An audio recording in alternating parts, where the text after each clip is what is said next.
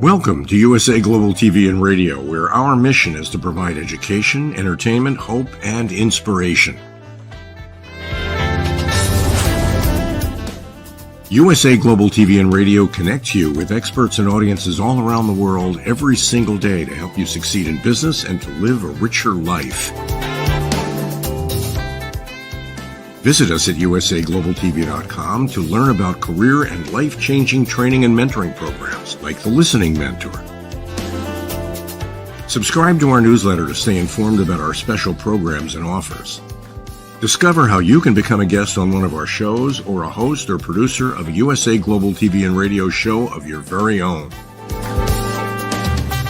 That's USA Global TV and Radio, where the doctor is always in.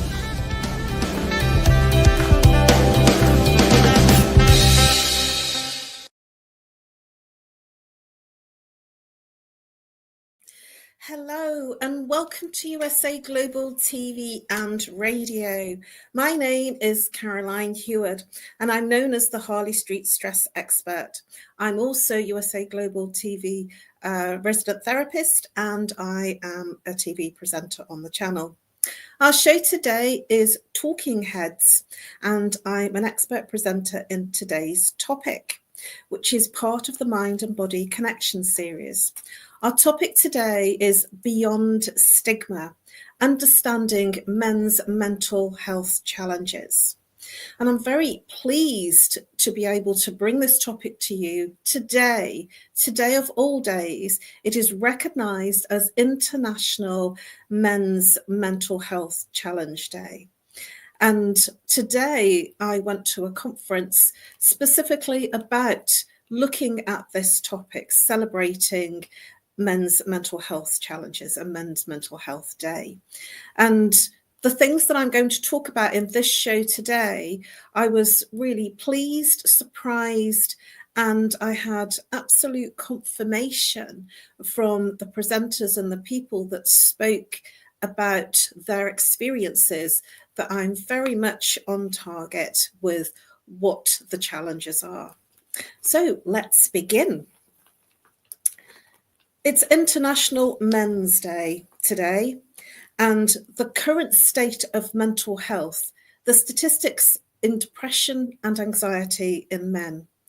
I'd like to start off with some statistics because I feel that looking at the numbers, and I had to research the numbers, but looking at the numbers really gives us a much bigger understanding of this serious epidemic of mental health issues in men. So depression globally, there's over 264 million people that suffer with depression. That's a huge amount, 264 million people.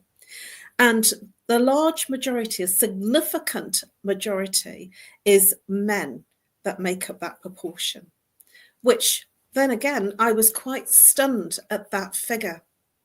In many countries, men are less likely to be diagnosed and they're more likely to suffer in silence. This is not wrong and it's not right. It simply is. And what I'm demonstrating here is that it's not that men shouldn't be suffering or men are suffering. They are suffering and they're suffering in silence. So many people are not aware of their suffering. They're not aware that this is a huge problem. So much underreporting, 3 to 4 times of men are less likely to seek mental health support compared with women.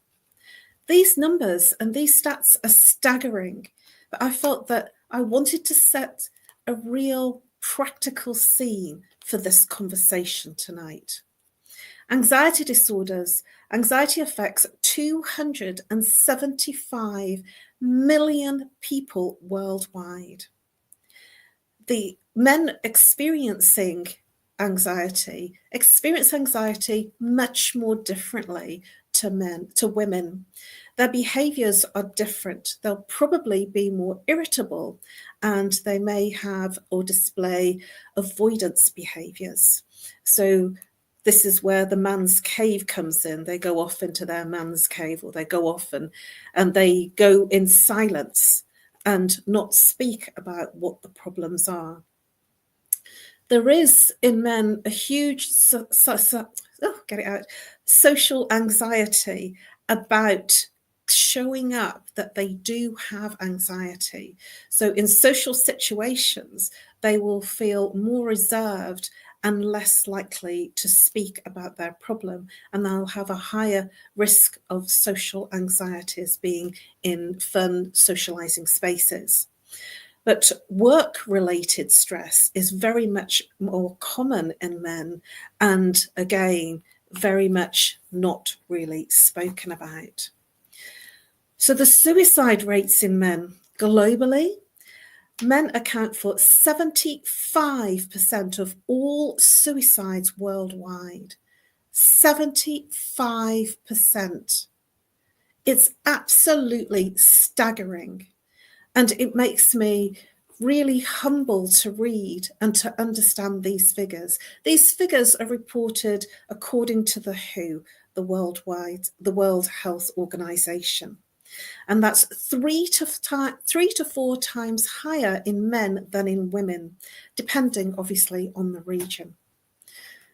So the silent struggles of men, the cultural, societal struggles of men, and the hidden epidemic of why men suffer this way, why they end up in suicide, and why they end up not speaking up and speaking about their challenges. It's because there is, according to studies, less than 40% of men with mental health issues seek professional help. 40%, that's almost half, don't seek professional help. They just cope, or maybe don't cope. They don't seek professional help, and they have a reluctance because they're not seeking professional help. There is a worsening of their symptoms, and there is also a much higher risk of self-harm and suicide. So the cultural factors in many societies, there is a stigma. There is a stigma of traditional societal norm of the masculine. Masculine men are discouraged from expressing their vulnerability. Let me say that again. Masculine men are discouraged from expressing their vulnerability.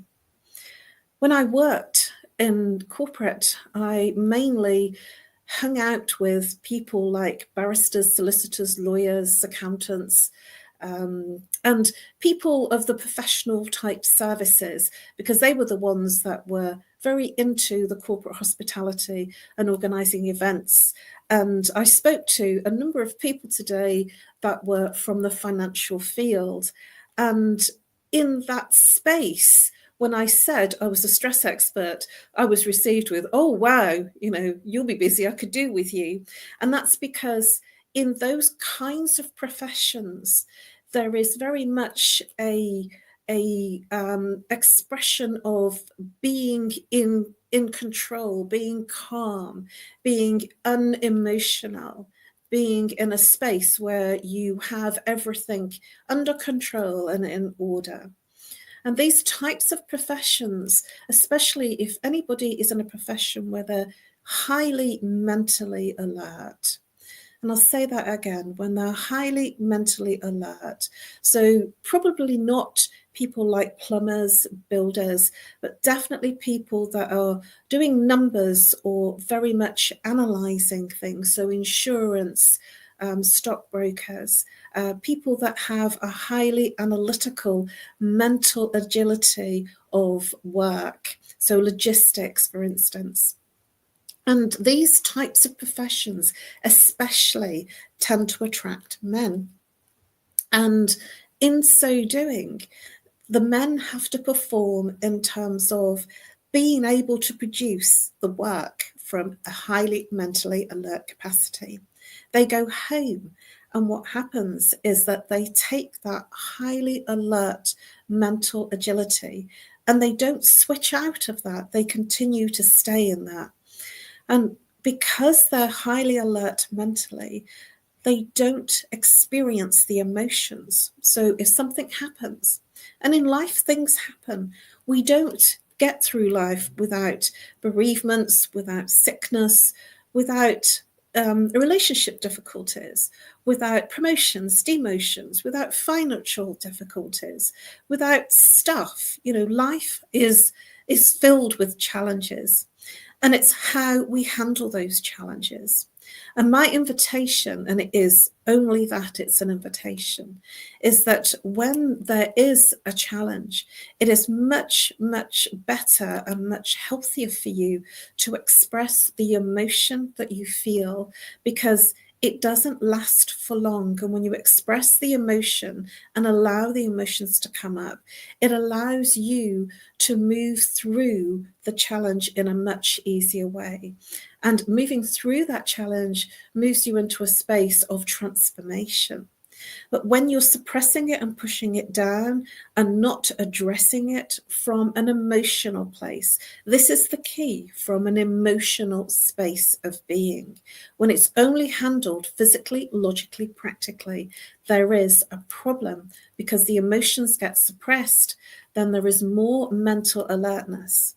Now, anxiety resides in the mind. It's when you're thinking about future things that may not have happened. So if I don't do this, what about that? And if I do that, then I have to work out this. And if that doesn't happen, then I need to look at it another way. And everything is an analytical conversation in the mind. And it's in the mind with regard to future things that haven't happened. And if you stop and move out of the mind, and I'm going to share something with you by the end of this session so that it will be very easy for you to move out of the mind. And it's only an invitation, because it is about allowing yourself to feel in that space of being able to feel and express the emotions. It doesn't last as long, and it's very transformational. And in essence, when we don't express our emotions, this is where we get the anxiety, the depression, the stress, and this is where the conversation is an internal dialogue that creates the problems of the mind and creates the symptoms of depression and anxiety. And if you're not in the mind, there is no anxiety, and there is no depression, and there is no stress. Let me say that again. When you're not in the mind and you're experiencing from a sensory space, there is no anxiety, depression, or stress. There is inner peace and calm. And this is something that I teach, something that I'm very passionate about, and something that I feel is absolutely prevalent to managing the epidemic of mental health issues, especially in men. So men are discouraged from expressing their vulnerability. This is societal norms. So they're told, man up, get a grip, sort yourself out. And this societal cultural norm about the man is always in charge is detrimental to the man that is suffering the stress, anxiety, depression. And that's because he doesn't feel there is a way out. And when there is a lack of expression or allowing yourself to express because it's not deemed as appropriate, this is where mental health struggles preside. They have a traditional state of being present for everyone else and not for themselves. The expectation for the masculine energy, for the men, is to be tough. That's the gender role model, to be tough, and to be pressured almost to being the provider of the family, whether they are with their siblings or whether they are in a marriage or with a partner. So this pressure puts more pressure onto them if there is some challenges at work. And there is an emotional restraint of handling the problems without being emotional because of the stigma of vulnerability. Yes, in society, there is a stigma of men showing their vulnerability. And this is because they have a fear of being judged. They don't want to be seen as vulnerable. They don't want to be seen as emotional. And so this is the stereotypical norm. So this is why we have a mental health issue amongst men. This is why the stats are the way they are. This is why it's difficult for men to feel comfortable to talk about their mental health challenges. The stigma always, not always, but mainly in the majority of cases, prevents somebody from reaching out and seeking help, even if it's a friend. It's an invisible suffering for men.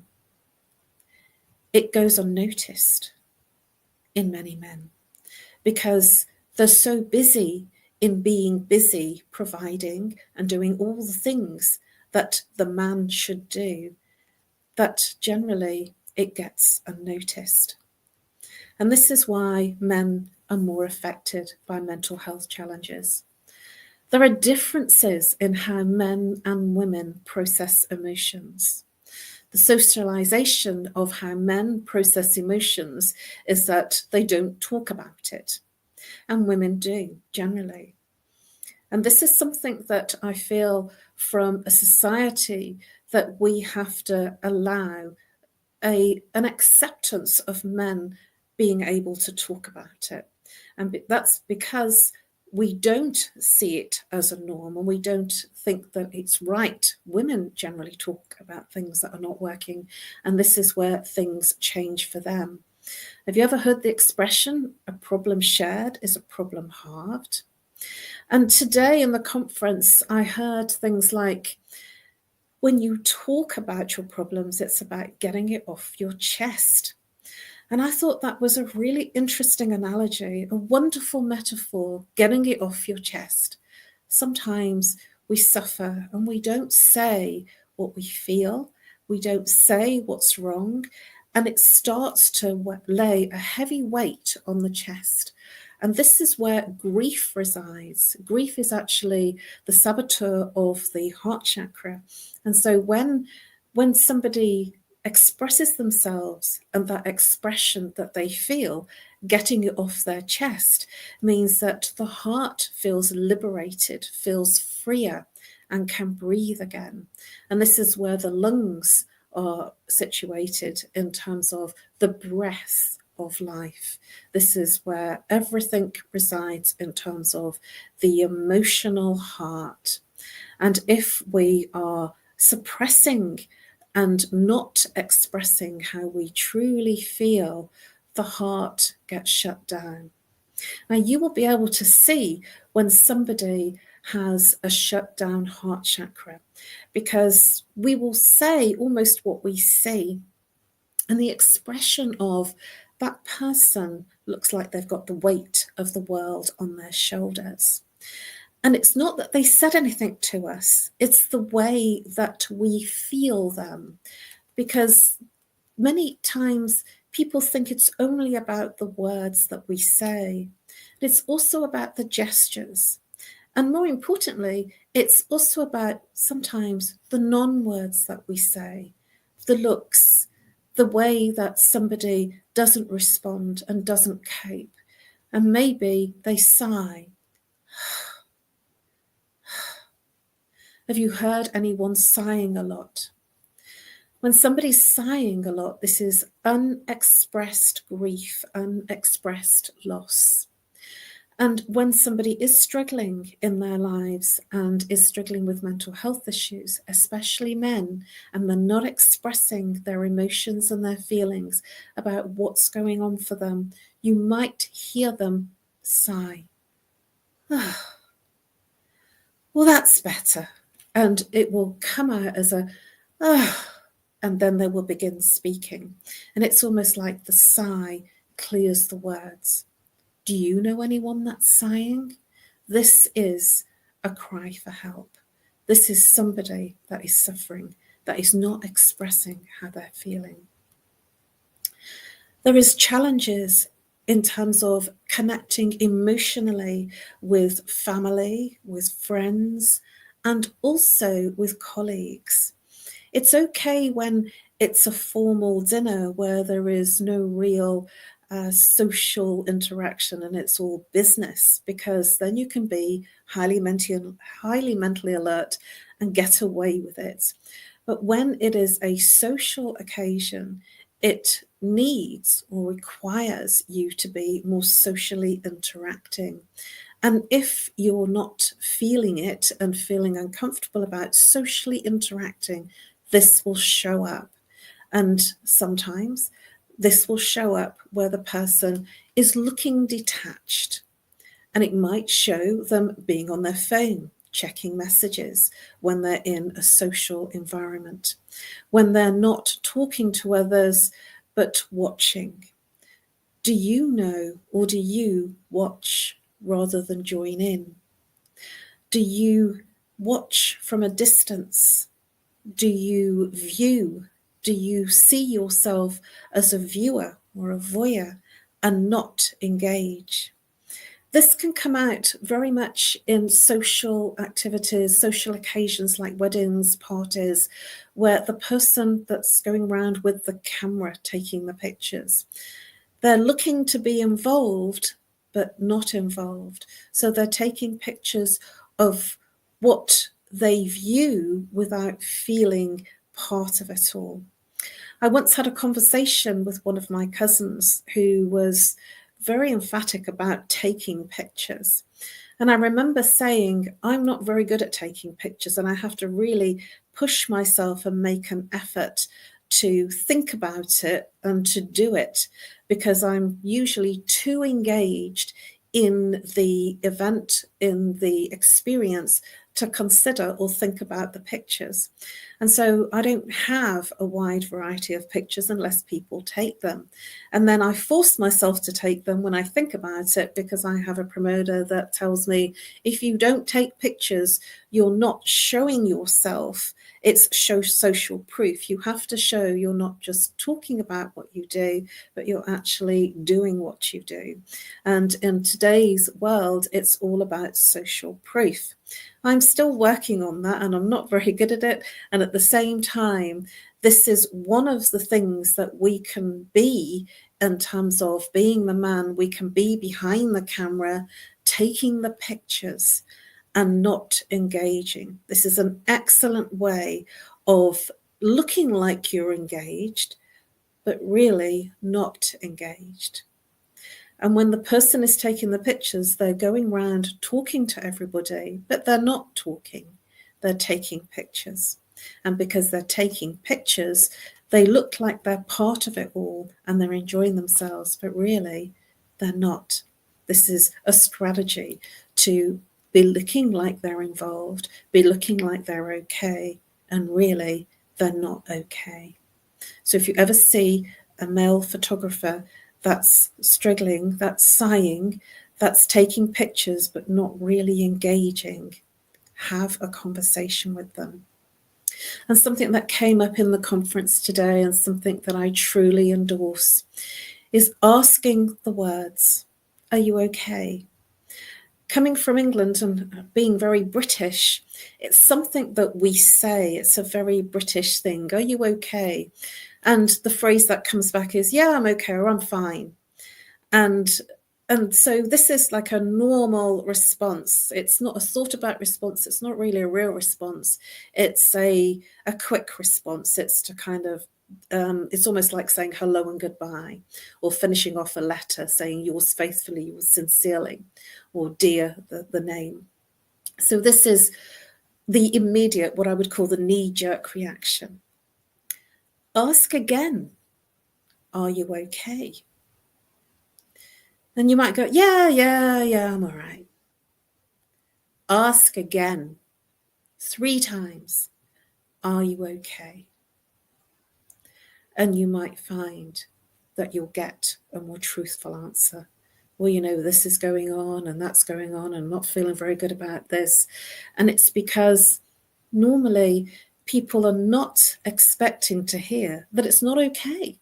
So it's very much a polite Are you okay? Yes, I'm okay. Is everything all right? Yes, everything's all right. And this is like saying hello and goodbye. And it reminds me of a song from the 80s, hello, say hello, wave goodbye. And it's very much a general, common way of being polite. Hello, goodbye, how are you? I'm okay. But this is where the person that's suffering with mental health issues doesn't feel safe to say, I'm not okay. So here's a tip for you. Reach out, and even if you're just on a car journey or just chatting on a call, ask them, are you okay? And if you do get the glib, yeah, I'm okay, or yeah, I'm fine, ask them twice and ask them the third time. And it'll show that you care. And the person will feel heard, and give them the space to express, to feel, and to be totally okay to be vulnerable. It's a 3 times ask. It's amazing how it works. Do that and you will find you might have prevented somebody doing something that would harm them or ending their lives. It is challenging for men to express that emotional connection. So it is important to be the one, even if it's women, reaching out and saying, are you okay? The access to resources, generally there is a hesitation for men to engage in therapy and mental health services. Why is that? I've shared the stats with you. And it's evident that they feel reluctant. So let's look out for the signs and the symptoms. Men may show and display mental health struggles differently. They may have an increased irritability or an increased anger. They may withdraw from social activities, so they might not want to go to the party. I spoke to somebody today who was in finance, and we were talking about the corporate hospitality events, and he mentioned, yeah, you have to do it. You know, you have to just get on with it, but I don't like it. And this is because it's not the norm to be externally social in that type of profession, but it's how the profession works, and that's how they get their clients, through doing corporate hospitality.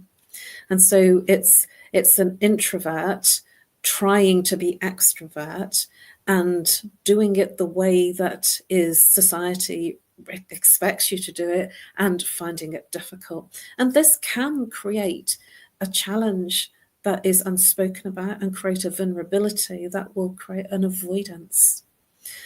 So risky behaviours, so driving cars fast, promiscuity.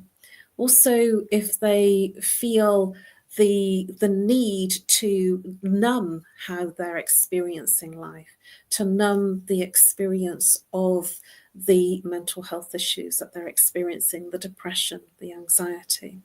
And numbing can come from substance abuse, recreational substances, alcohol abuse. It's okay to have 1 or 2 glasses or 3 glasses, but not on a regular basis, and certainly not in excess of that, because it will cause challenges. It might seem like it numbs the experience, but it doesn't make the problem go away. And also, it makes the experience that the person is experiencing of depression, anxiety, worse. Let's look at how we can break the stigma. Let's look at the importance of conversation. Encouraging people to have open conversations. Encourage men to have open conversations with you about their emotions. This seems simple, and yet it's highly effective. You will be amazed how many men will open up if they have the opportunity to, and if they feel comfortable because you've given them a pathway to speak.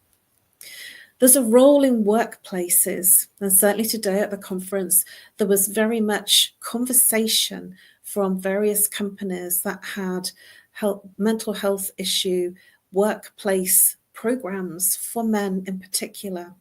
And there was one particular man that had suffered with anxiety, depression, and he has set up a group now, and it is nationwide. And I was very heartened to hear about his story and about the things that he shared, and how just in doing something simple, he described the openness of the men's group. There are obviously no women, so I can't visit. So it's a man's group, and he explained that it's simply that you're invited without judgment, without feeling that you need to say anything or speak or even have a conversation about what the problem is, and only when you feel ready to say something. And he had some rules, and I'm not sure if I can remember all of them, so forgive me if this person is actually watching. And the rules that they had that I can remember was there was no talking about, there was no drugs, there was no talking about if they had a criminal record or they had served any time. There was no politics, no religion. And I think there was a couple of other things. Oh, yes, medication. He said because they weren't a medical group and they weren't professional to be able to say yes or no. And I thought that these were simple and yet incredibly ethical things for a men's group to have open conversation.